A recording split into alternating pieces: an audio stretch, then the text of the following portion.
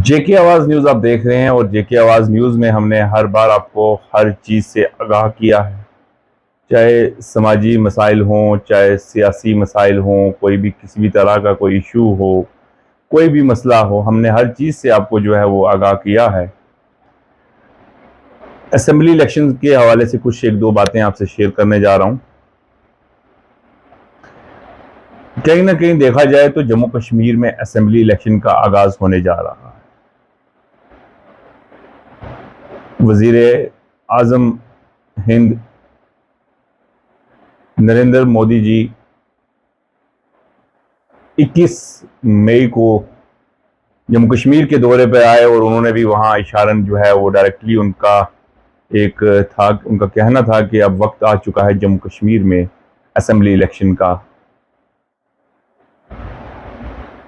मुख्तलिफ मकामात पर वज़ीर आज़म की इस तरह की स्टेटमेंट सामने आती रही। वज़ीर दाखिला अमित शाह जी की स्टेटमेंट्स इस तरह की सामने आती रही और भारतीय जनता पार्टी के जो सीनियर लीडरान हैं उनकी तरफ से भी इस किस्म की बातचीत सामने आती रही है कि जम्मू कश्मीर में असेंबली इलेक्शन जल्द ही हो जाएंगे।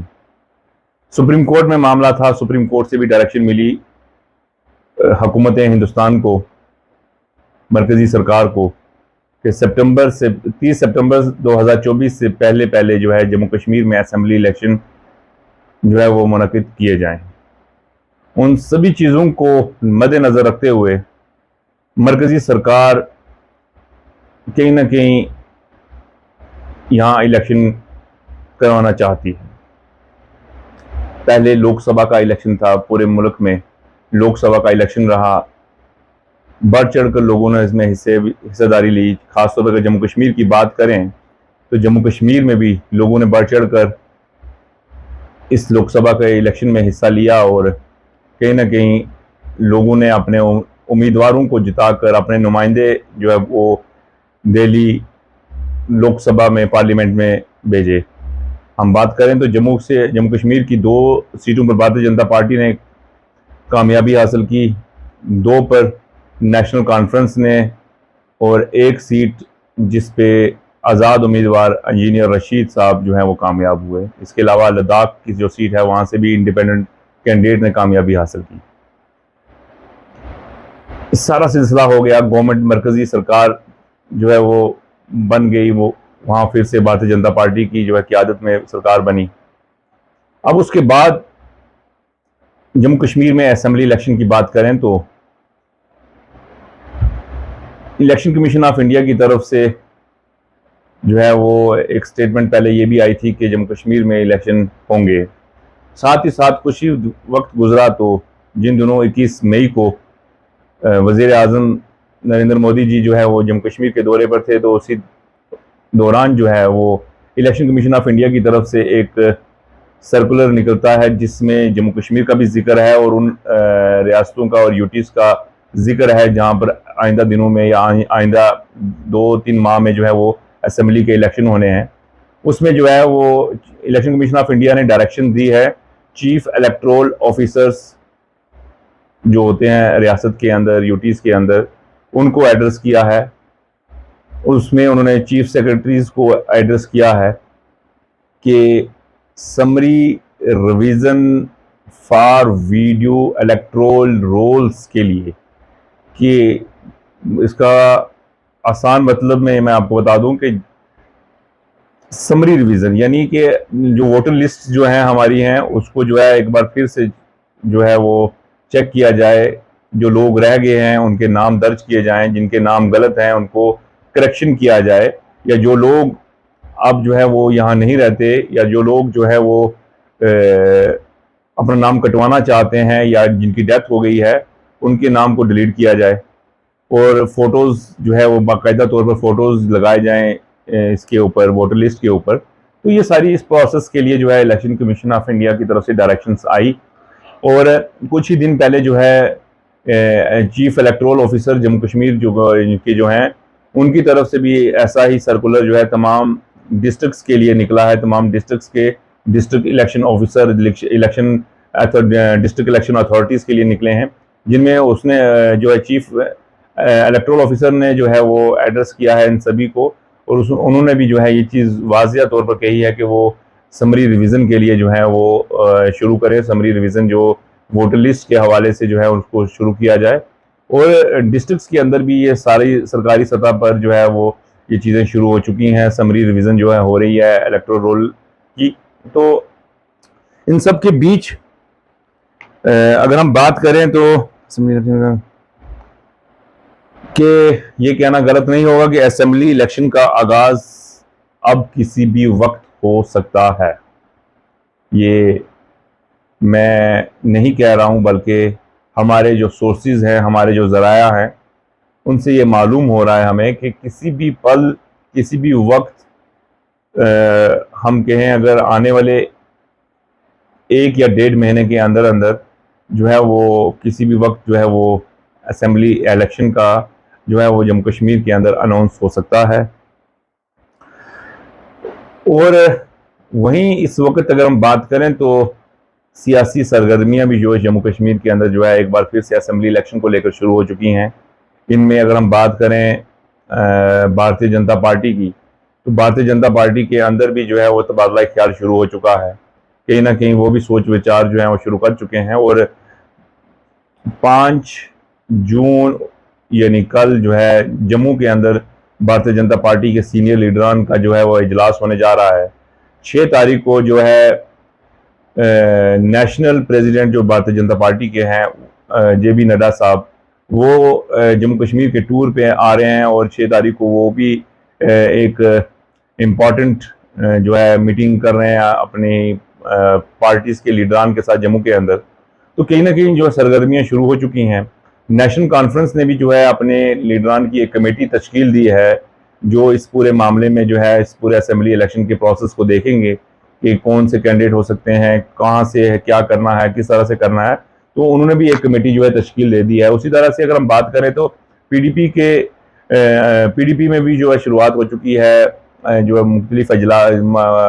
इशूज़ को लेकर इजलास हो रहे हैं, असेंबली इलेक्शन के हवाले से बातचीत हो रही है, और कुछ जो पुराने लीडरान जो पीडीपी को खैराबाद कह चुके थे, उनका वापसी जो हो रही है पीडीपी के अंदर।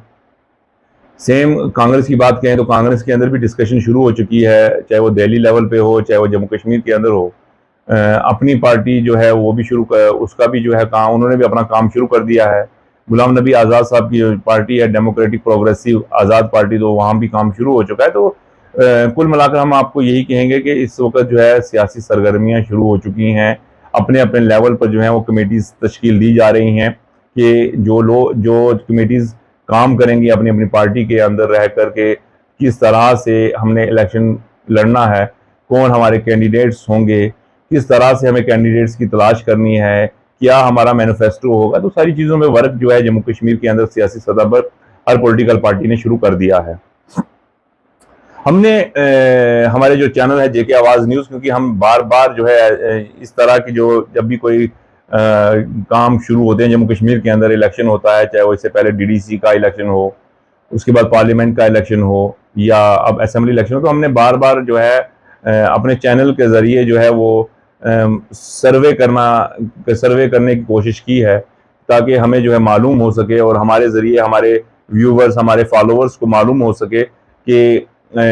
सर्वे में क्या चीज़ आ रही है। तो फिलहाल हमने जो सर्वे शुरू कर दिया है डिस्ट्रिक्ट राजौरी की 5 सीट्स का, क्योंकि डिस्ट्रिक्ट राजौरी में कुल 5 असेंबली सेगमेंट हैं, और 5 असेंबली सेगमेंट के अंदर बहुत से चेहरे जो हैं इस वक्त होंगे, जो चेहरे नए भी हो सकते हैं, कुछ पुराने भी हो सकते हैं, और अलग अलग पॉलिटिकल पार्टीज के अलग अलग चेहरे होंगे। और हमने भी यही कोशिश की है कि हम हर पॉलिटिकल पार्टी को लेकर सर्वे करेंगे कि किस पॉलिटिकल पार्टी के हवाले से लोगों की क्या राय है, और वहाँ कौन सा कैंडिडेट होना चाहिए। और इसमें हमने एक प्रैक्टिकल करने के हवाले से हमने जो है एक छोटा सा प्रैक्टिकल जो किया है, वो हमने सबसे पहले किया है राजौरी असेंबली सीट को लेकर। राजौरी असेंबली सीट को लेकर हमने सिर्फ नेशनल कॉन्फ्रेंस के हवाले से ही अभी एक छोटा सा सर्वे किया है, कुछ 2-4 दिन लगाकर, और हमने राजौरी असेंबली के अंदर जो इलाका जात जो पड़ते हैं, चाहे वो उसमें डांगरी का इलाका है, चाहे उसमें पलमा है, नगरोटा है, मैरा है, कोटदरा है, राजौरी टाउन है, दसल है, तो इन गराती है, मुरादपुर है। तो हमने इन इलाकों में जो है कुछ लोगों से बातचीत की, कुछ नहीं मैं कहूँगा बल्कि मैं कहूँगा कि हमने कम व पेश हमने 1000 लोगों से अलग अलग तरह से हमने बात की, किसी से टेलीफोनिक बात की, किसी से हमने फेस टू फेस रूबरू बात की और मालूम करने की कोशिश की कि नेशनल कॉन्फ्रेंस के हवाले से राजौरी असेंबली सीट में लोगों का क्या कहना है और किस चेहरे को लोग जो है वो देखना चाहते हैं यहाँ पर कैंडिडेट नेशनल कॉन्फ्रेंस का। तो अलग अलग जब हमने बातचीत की तो अलग अलग नाम सामने आए और हमारी कोशिश थी कि कोई एक नाम ऐसा आए जिसको हम लेकर जो है वो बिल्कुल आवाम के सामने जाएं कि इस नाम के हवाले से जो है लोग ये कह रहे हैं। लेकिन फिर हमने सोचा कि अगर हम किसी एक नाम को लेकर सामने जाएंगे तो कहीं ना कहीं हम भी पार्टी बन जाएंगे और हम पार्टी बनना नहीं चाहते हैं, क्योंकि हम किसी पॉलिटिकल पार्टी से हम बिलोंग नहीं करते हैं और ना ही हम किसी पॉलिटिकल पार्टी के साथ हम हमदर्दी रखते हैं। हमारे लिए सब एक बराबर है, जो जिसका वर्क होगा, जो जैसा वर्क करेगा हम उसी तरह की न्यूज़ उसके लिए चलाएंगे। हमारे लिए सभी पॉलिटिकल पार्टी, सभी पॉलिटिकल लीडर एक बराबर हैं। तो फिलहाल हमने यही राजौरी सीट को लेकर जो है वो नेशनल कॉन्फ्रेंस की बात कर रहा हूं मैं इस वक्त आपके, राजौरी सीट को लेकर लोग नेशनल कॉन्फ्रेंस के हवाले से या उसके कैंडिडेट के हवाले से क्या कह रहे हैं उसके हवाले से मैं आपके सामने कुछ चीज़ें रख रहा हूं, क्योंकि अलग अलग इलाकों से बातें की, अलग अलग इलाकों के लोगों से हमने बातें की और जो हमने ऑब्जर्व किया है वो उसमें 3 नाम जो है वो मैक्सिमम हमने देखे हैं लोगों की जुबान पर। उन 3 नामों को हमने बार बार देखा है, हालांकि कुछ नाम और भी हैं लेकिन वो नाम जो है वो ज़्यादा मेजोरिटी में नहीं आए, वो 2, 4, 5 लोगों की जुबान पर वो नाम आए हैं। तो लिहाजा हमने इसीलिए उन नाम को जो है उनके नामों को हमने जाहिर ना करना ही बेहतर समझा, क्योंकि उनके हवाले से 2-3 लोगों का ही कहना था कि ये फलां फलां होना चाहिए। लेकिन जो मेजोरिटी जो है लोगों की, उन्होंने 3 नामों को जो है वो सामने लाया है। मैं आपको बता दूं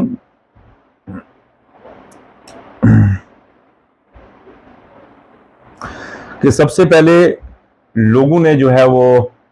रमेश्वर सिंह ठाकुर के हवाले से बात की। रमेश्वर सिंह ठाकुर के हवाले से मैं आपको बता दूं कि वो डिस्ट्रिक्ट डेवलपमेंट काउंसिल राजौरी के जो राजौरी डांगरी के जो है वो मेंबर हैं और उन्होंने जो है वो काफ़ी नेशनल कॉन्फ्रेंस के अंदर काफ़ी काम किया है और उनकी परिवार पूरा भी जो है नेशनल कॉन्फ्रेंस से मुंसलिक रहा है। उनके बड़े भाई मरहूम जो थे वो भी नेशनल कॉन्फ्रेंस के एक कदावर लीडर थे और एमएलए भी रहे और उसके अलावा भी वो काफ़ी सीनियर लीडर रहे हैं। तो इनकी फैमिली बैकग्राउंड नेशनल कॉन्फ्रेंस के साथ ही जुड़ी हुई है। एक नाम तो ये आ गया रमेश्वर सिंह ठाकुर का। उसके अलावा दूसरा नाम जो था वो था मंजूर मलिक साहब। मंजूर मलिक साहब के हवाले से मैं आपको बता दूं कि ये पेशे से राजौरी के अंदर ही नहीं बल्कि जम्मू सूबा के अंदर एक माने जाने जो है वो ठेकेदार हैं, एक क्लास ठेकेदार हैं। करोड़ों रुपए के इनके जो है वो इस वक्त कॉन्ट्रैक्ट चल रहे हैं, PWD हो चाहे PMGSY हो। नेशनल कॉन्फ्रेंस में सालों साल से जो है ये जुड़े हुए हैं और इनका भी फैमिली बैकग्राउंड नेशनल कॉन्फ्रेंस ही रहा है और पिछले कई सालों से इन्होंने जो है अपनी ज़िंदगी का जो है एक बड़ा हिस्सा जो है नेशनल कॉन्फ्रेंस को वक्फ किया हुआ है और इस मौजूदा वक्त में ये नेशनल कॉन्फ्रेंस के सूबाई नायब सदर भी हैं। इसके अलावा अगर हम बात करें, जो तीसरा नाम जो सामने आया है मेजॉरिटी में वो आया है शफकत मीर। शफकत मीर के हवाले से हम आपको बता दें कि शफकत मीर के हवाले से जो मेन चीज़ है वो यही है कि उन्होंने अपने कॉलेज टाइम से ही नेशनल कॉन्फ्रेंस का दामन थाम लिया था। हालांकि उनकी फैमिली बैकग्राउंड नेशनल कॉन्फ्रेंस थी, लेकिन वो खुद सियासी तौर पर जब एक्टिव हुए तो उस वक्त वो कॉलेज स्टूडेंट थे और नेशनल कॉन्फ्रेंस का दामन थाम लिया पूरी तरह से और उस वक्त डिस्ट्रिक्ट यूथ प्रेसिडेंट भी बने अपने कॉलेज के टाइम में और करते करते वो आज तक नेशनल कॉन्फ्रेंस के वफादार भी हैं और इस वक्त मौजूदा वक्त में वो नेशनल कॉन्फ्रेंस के सूबाई सेक्रेटरी की हैसियत से वो काम कर रहे हैं इस वक्त और काफ़ी दिन रात मेहनत भी की है उन्होंने नेशनल कॉन्फ्रेंस के लिए और हर इलेक्शन में उन्होंने जो है वो हर कदम पर जो है वो नेशनल कॉन्फ्रेंस के उम्मीदवारों का साथ भी दिया है। तो ये कुछ नाम थे जो आपके सामने लाना ज़रूरी थे। इसके साथ बहुत से नाम और थे। मैंने पहले ही कहा कि उन नामों के लिए लोगों के 2 या 3 या 4 लोगों की जो थी ज़ुबान पर वो नाम थे, 2-3 नाम और थे। लेकिन कबल वक्त उसको उन नामों को यहाँ पर डिस्कस करना मैंने ज़रूरी नहीं समझा। तो इसके अलावा अगर हम बात करें नेशनल कॉन्फ्रेंस कि लोकसभा इलेक्शन के अंदर जो रोल रहा या किस तरह से काम किया, तो आपको बता दें कि लोकसभा का इलेक्शन हालांकि तकरीबन 1.5 महीने पहले ही जो है वो ख़त्म हुए हैं। तो नेशनल कॉन्फ्रेंस ने लोकसभा के इलेक्शन में 3 सीटों पर जो है वो इलेक्शन लड़ा था खुद, जिसमें अनंतनाग राजौरी नशिस्त हो, श्रीनगर नशिस्त हो या बारामूला नशिस्त हो, इस पे और तीन में से जो है 2 नशिस्तों पर जो है नेशनल कॉन्फ्रेंस ने भारी वोटों से जो है वो कब्जा किया था, भारी वोटों से जो है कामयाबी हासिल की थी और एक दिलचस्प और बेहतरीन कामयाबी हासिल की नेशनल कॉन्फ्रेंस ने दोनों सीट्स पे। जिसके बाद अगर देखा जाए तो अब नेशनल कॉन्फ्रेंस असेंबली इलेक्शन में भी दिलचस्पी दिखा सकती है या दिलचस्पी दिखाने का मुजाहरा कर सकती है। ऐसे में नेशनल कॉन्फ्रेंस की सबसे पहले कोशिश यही होगी कि वो अपने उम्मीदवारों को, ख़ास तौर पर बेहतरीन उम्मीदवारों को जो है वो फील्ड में उतारे, असेंबली हलकों में उतारे, ताकि वो उम्मीदवार जो है वो बेहतरीन कामयाबी हासिल कर सकें। क्योंकि बात हम राजौरी असेंबली सीट की कर रहे हैं, तो 3 नामों को मैंने आपके सामने रखा है। रमेश्वर सिंह ठाकुर जो कि डीडीसी मेंबर डांगरी हैं, मंजूर मलिक साहब जो कि एक पेशावर और एक कदावर ठेकेदार भी हैं और नेशनल कॉन्फ्रेंस के सीनियर लीडर, नायब सदर, सूबाई नायब सदर हैं, और उनका सियासी कैरियर जो इस तरह से मैं आपको बताऊं कि वो नेशनल कॉन्फ्रेंस को लेकर हमेशा इमोशनल रहते हैं, लोगों के साथ जुड़े रहते हैं, और उनकी खासियत ये है कि वो पार्टी के लिए काम करते हैं लेकिन पार्टी को कभी जितलाते नहीं। इसके अलावा शफकत मीर साहब की बात करें तो शफकत मीर साहब के हवाले से मैंने आपको पहले भी बताया कि वो उनका कैरियर जो है वो कॉलेज टाइम से स्टार्ट हुआ नेशनल कॉन्फ्रेंस के अंदर, यूथ प्रेसिडेंट डिस्ट्रिक्ट के बने राजौरी में। उसके अलावा मुख्तलिफ ओहदों पर फाइज रहे और आज भी जो है वो नेशनल कॉन्फ्रेंस के वफादार हैं और इस वक्त भी जो है वो सूबाई सेक्रेटरी की हैसियत से काम कर रहे हैं। और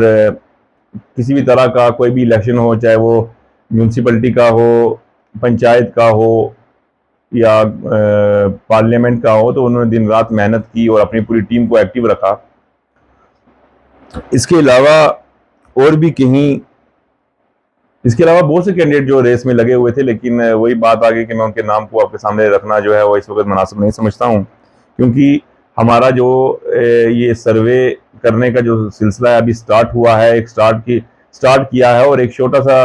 प्रैक्टिकल जो फिलहाल हमने 3-4 दिन किया, और उस प्रैक्टिकल को मैं रिपोर्ट को जो है आपके सामने पेश कर रहा हूँ। इंशाल्लाह सभी पॉलिटिकल पार्टीज को हम टच करेंगे और सभी 5 की 5 असेंबली सीटों को जो है हम टच करेंगे और हर एक की रिपोर्ट आपके सामने हम पेश करते रहेंगे। जैसे जैसे हमारे पास रिपोर्ट आती रहेगी कंप्लीट होकर हम आपके सामने पेश करते रहेंगे, चाहे वो दरहाल थाना मंडी असेंबली सीट हो, चाहे वो बुदल हो, चाहे वो सुंदरबनी कालाकोट हो, चाहे नौशहरा हो, चाहे पीडीपी हो, बीजेपी हो, नेशनल कॉन्फ्रेंस हो, कांग्रेस हो, अपनी पार्टी हो। तो हर तरह से हर चीज को सर्वे करके हम आपके सामने पेश करते रहेंगे। मैं आपको बता दूं कि नेशनल कॉन्फ्रेंस के पास इस वक्त एक बेहतरीन अपॉर्चुनिटी है, क्योंकि हाल ही में जो इलेक्शन हुए पार्लियामेंट के, तो खासतौर पर अनंतनाग राजौरी की बात करूं तो यहाँ से नेशनल कॉन्फ्रेंस के कैंडिडेट ने जो है वो बेहतरीन कामयाबी हासिल की थी। मियां अल्ताफ अहमद लारवी साहब ने एक बेहतरीन कामयाबी हासिल की थी। तो उससे कहीं ना कहीं ये चीज़ महसूस हो रही है कि राजौरी पुंछ जो खिता पीर पंजाल जिसको हम कहते हैं, यहाँ असेंबली इलेक्शन में नेशनल कॉन्फ्रेंस एक अहम तरीन रोल अदा करने जा रही है। जो चीज़ हम ऑब्जर्व कर रहे हैं, जो चीज़ हम लोगों से सुन रहे हैं, और इसमें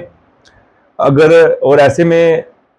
जो उम्मीदवारों का चुनाव जो होता है, उम्मीदवारों की जो सिलेक्शन होती है, अगर वो भी नेशनल कॉन्फ्रेंस हर चीज़ को साइड करके, हर चीज़ को एक तरफ रखकर बेहतरीन उम्मीदवारों को अगर सामने लाती है नेशनल कॉन्फ्रेंस, तो आप यकीन माने कि जब राजौरी पुंछ की 8 असेंबली सीट्स हैं, तो राजौरी पुंछ की 8 असेंबली सीट्स से तकरीबन 5 असेंबली सीट्स पे नेशनल कॉन्फ्रेंस कब्जा कर सकती है। लेकिन फिलहाल हम बात राजौरी की ही कर रहे हैं, क्योंकि अभी तक बाकी रिपोर्ट्स हमारे पास नहीं आई हैं। तो राजौरी की बात कर रहे हैं, हम कर रहे हैं इस वक्त। तो राजौरी के हवाले से हमने आपको बता दिया है, मंजूर मलिक साहब, रमेश्वर सिंह ठाकर साहब, शफकत मीर साहब और भी बहुत से उम्मीदवार जो खुद को बनाए बैठे हैं अपनी अपनी जगह। बहुत से लोग और भी हैं जो राजौरी असेंबली सेगमेंट में जो खुद ही अपनी जगह जो है उम्मीदवार बने हुए हैं। लेकिन अब वही बात है कि फैसला नेशनल कॉन्फ्रेंस की हाई कमांड ने करना है, जिसमें डॉक्टर फारूक अब्दुल्ला साहब हैं, उमर अब्दुल्ला साहब हैं, अली मोहम्मद सागर साहब हैं। तो जो सीनियर लोग हैं, नेशनल कॉन्फ्रेंस की सीनियर लीडरशिप है, फैसला उन्होंने करना है कि किसको कहाँ से उम्मीदवारी देनी है। फिलहाल तो हम यही कहेंगे कि हमारा सर्वे जो है शुरू हो चुका है। जेके आवाज़ न्यूज़ का आज फर्स्ट सर्वे हम आपके पास सामने रख रहे हैं। अगर इसमें भी मजीद हम आगे क्योंकि चलकर राजौरी सेगमेंट पर एक डिटेल सर्वे और भी करेंगे, उसमें अगर मजीद इसके अंदर नाम और आते हैं या कोई नया चेहरा और सामने आता है आवाम के बीच, तो हम उसको भी आपके सामने डिस्कस करेंगे। तो फिलहाल लोगों की जो मेजोरिटी है, जितने लोगों से हमने बात की, उसमें मेजोरिटी लोगों के जो नाम सामने लाए हैं वो हैं मंजूर मलिक साहब, रमेश्वर सिंह ठाकर और शफकत मीर साहब। ये 3 नाम जो हैं सामने आए हैं और इन 3 नामों को जो है लोग चाहते हैं कि इनमें से कोई एक उम्मीदवार होना चाहिए इस राजौरी असेंबली सेगमेंट में। मजीद इंशाल्लाह जैसे जैसे हमारे पास रिपोर्ट्स आती रहेंगी अलग अलग पॉलिटिकल पार्टीज के हवाले से, अलग अलग असेंबली सेगमेंट के हवाले से, हम आपके सामने जो है वो पेश करते रहेंगे। इसी तरह से इंशाल्लाह हमें उम्मीद है कि आप लोग जो हमें देख रहे हैं, आप भी हमारे साथ ताउन करेंगे। हमें आप भी मैसेंजर पे मैसेज करें, हमारे इसी चैनल के मैसेंजर पे मैसेज करें, हमें कमेंट करके आप ही हमें बताते रहें। इसी तरह का जो सर्वे है, सर्वे की आप भी जो है मैसेज करके हमें बता सकते हैं कि आपका कैंडिडेट कौन हो सकता है, कौन होना चाहिए, आपकी किस सीट से कौन सा कैंडिडेट आना चाहिए, किस पार्टी का कौन सा कैंडिडेट जीत सकता है। तो आप भी हमें मैसेंजर पर भी मैसेज कर सकते हैं और कमेंट भी कर सकते हैं, ताकि हम डिटेल वाइज जो है हर रोज जो है ये चीजें लोगों के साथ शेयर कर सकें। जेके आवाज न्यूज़ को लाइक करें, शेयर, हमारे प्रोग्राम को शेयर करें, हमारे पेज को फॉलो करें, सब्सक्राइब करें और हमें कमेंट्स भी किया करें। और इसके अलावा हमें चैनल में कुछ बेहतरीन कुछ नया लाने के लिए हमें चैनल के हवाले से भी हमें सजेस्ट करें, ताकि हम नए नए प्रोग्राम आपके साथ पेश कर सकें आपके सामने। फिलहाल हमारा जो नया प्रोग्राम ये शुरू हो चुका है, mission assembly election Jammu Kashmir. तो इस प्रोग्राम को लेकर जो है अब हम सर्वे की रिपोर्ट्स जो है हर रोज आपके सामने लाया करेंगे। जैसे जैसे रिपोर्ट आती रहेगी, चाहे वो डेली बेस पे रिपोर्ट आती है, चाहे वो 2 दिन के बाद आती है, जैसे जैसे रिपोर्ट आती रहेगी हम आपके साथ शेयर करते रहेंगे। देखते रहें जेके आवाज न्यूज़। शुक्रिया, आदाब।